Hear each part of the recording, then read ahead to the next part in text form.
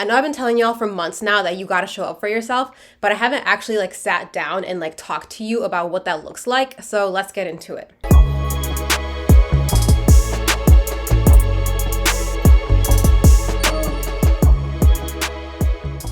If you're in your growth mindset or you're trying to be, the first big change that you have to make before you stop trying to like adopt new habits is to actually treat yourself like your best friend. This is the first and like the most important change to make because a lot of us really don't do it and we don't even notice it. Y'all know how people be saying like, I'm my own worst critic. I'm harder on myself than anybody else is. You can't tell me anything that I haven't already told myself. Well, the fact of the matter is that a lot of the times the way you talk to yourself is not how you would ever talk to your friend or how you would allow anybody else to talk to you. So before you can start like making changes or like putting yourself out there more, you have to figure out and learn how to give yourself grace. Because at the end of the day, this journey to like grow and upgrade your life and be a better person is really hard. Because outside of you having to push yourself, things are gonna get tough. People are gonna have like their opinions and their critiques. And sometimes you're just gonna have days where you're not gonna be able to put in the same amount of like work and effort and dedication as you would on another day. And during those days that suck and make you wanna give up, you being super hard on yourself is not gonna help you like stay on track or get back good. Because negative self-talk is just as bad for you and just as toxic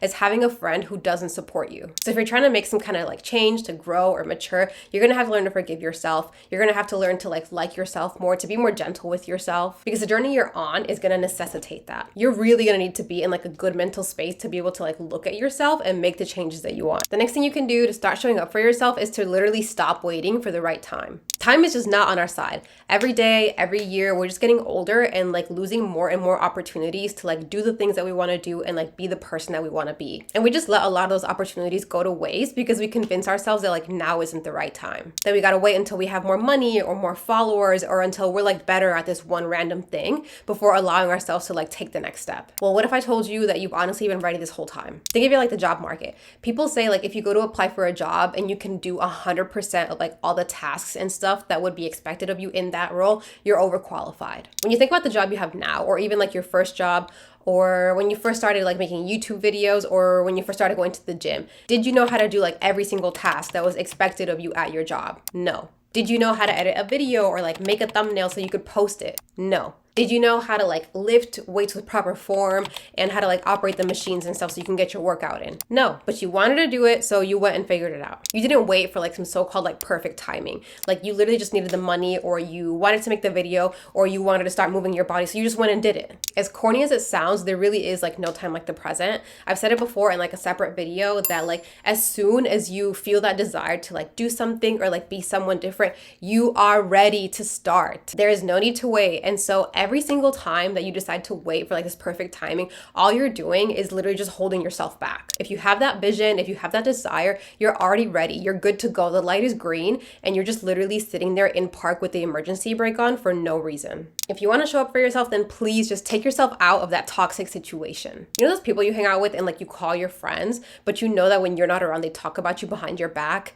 Yeah, you need to exit that. If they don't love you, if they don't support you, if they don't cheer for you, there's a reason. And you gotta start listening to your gut, which has been trying to tell you something instead of just continuing on. It doesn't matter if it's your friend, if it's your job, if it's your man, any like situation or relationship that you feel is like draining you, making you question things, or even like question yourself is not gonna be good for you on this path and on this journey to like be a better version of yourself. There are millions of jobs and millions of people out there. So there's literally no reason for you to continue like hanging out and being around people who make you like question and like pick and choose what it is you're gonna share, that make you feel like you gotta hide your successes and like the good things that happen to you in your life. That right there is all the proof you need to know that you're in a toxic situation. You're literally limiting yourself and making yourself smaller in order to try and like accommodate them. Why would you ever need to hide yourself in order to make somebody else feel good? Your friend especially. You deserve better, and you should feel good about like sharing the things that are happening with the people around you and just like celebrating your life. It might be hard to like actually cut those ties, but just like speaking from personal experience, I promise you that you're not gonna miss them once you do. Another way to show up for yourself is just to prioritize your happiness,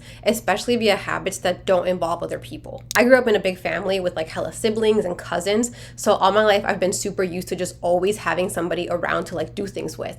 But my boyfriend, on the other hand, even though he grew up in a family with like 4 kids, he was the youngest of the 4. So he was the one that like nobody wanted to hang out with because he was too small and too little. And so he did a lot of things by himself. Fast forward to when we first started dating, he really likes to play video games in his downtime because that's what he like grew up doing. So So when I would come over to like hang out on the weekends or after work or something, he would want to like play the game or just like watch TV or something, because that's how he, decompressed, and he spent a lot of alone time. And I would get like super frustrated because I'd be like, why don't you want to hang out? Why don't you want to go out with me? Why don't you want to go like run errands or something? Because my upbringing, I was so used to always being around somebody. And like for a while, I really like internalized that and like took that as like he didn't like want to hang out with me, when that wasn't even what it was. So after a while, I like really had to learn that like it wasn't about me. It wasn't that like he was like dissing me or he didn't like me or he didn't want to hang out with me. And I had to just like really figure out what it was that I like to do like for myself and by myself during that time period when he recharged, to go ahead and take advantage of that so I could recharge too. So in turn, I started like playing games that I liked, which is something that I hadn't done in a really long time.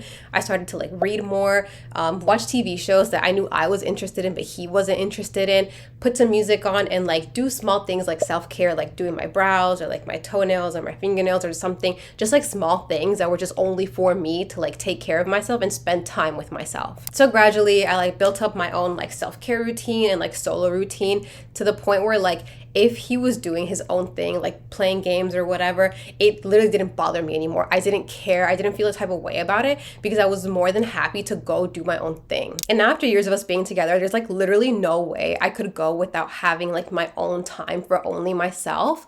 And I've even gotten better at just like doing small things every single day that have nothing to do with other people. I think when it comes to relationships, a lot of us have this like expectation that like our friends or our siblings or our boyfriends are gonna like make us happier, or that we always need to be hanging out with other people in order to like have a good time. But really, we're just not taking the time to like get to know ourselves and figure out what it is that we like to do as individuals. We don't need to depend on other people for like entertainment or like happiness. We literally just need to like spend a little bit more time like listening to ourselves, listening to like your inner voice, your inner child, and just like take that time to make sure that you're making yourself happy instead. I know I'm not the only one who's like felt this way and had to overcome it. So if this is you, like leave a comment below for me, for yourself, for everyone else who's watching this video, so that we all know like we're all going through the same stuff and we can just be here for each other and encourage each other. Another way to show up for yourself is really just to like live alone. I had never lived by myself until I moved into a studio apartment down in like Long Beach, California, which by the way had like the most awful parking situation that I have ever seen in my entire life.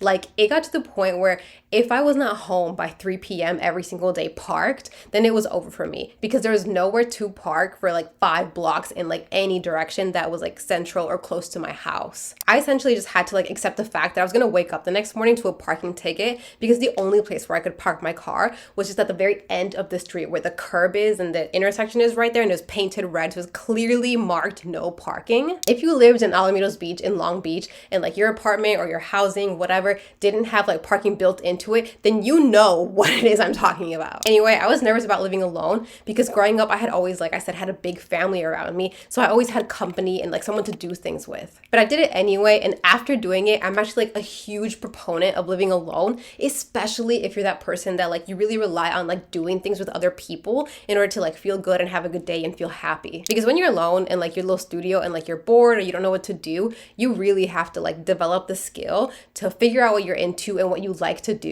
And you really like lean into doing things by yourself because you literally have no other choice. Yes, at first it kind of sucked and it did get a little bit lonely, and at times like it did feel a little scary just because, I was the only person there, but I literally have never regretted it. And if anything, I wish I would have done it sooner so I was able to like live by myself longer, because, now that I'm older and I've done it and I look back on it, it's really like one of the most important and like special parts of my life. I know that there's like a lot of other ways that you can like show up for yourself and like grow as an individual, but these are the ones that I wanted to share with you guys today. Maybe I'll circle back one day to this topic and like make a second part to like this video for you guys, but that's a conversation for another day. So that being said, I'll see you guys in my YouTube shorts and also of course in next week's video.